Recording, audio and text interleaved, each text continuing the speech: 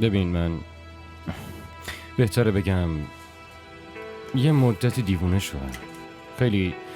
خیلی به خاطر احساسم کارای اشتباه کردم. باور کن دیگه حسی نسبت بهت ندارم. تازه من و شیما هم دوباره با هم دیگه. مته نمیخوام دربارش حرف بزنم. ویکو نمیخوام از دستت بدم.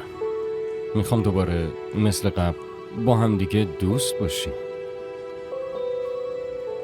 مته با این همه اتفاق چطور باید مثل قبل بشی؟ اگه به هم یه فرصتی بدی درست میشه. فردا واسه یه عذرخواهی همه رو به خونم دعوت میکنم. اگر که شما بیاین بقیه هم میان.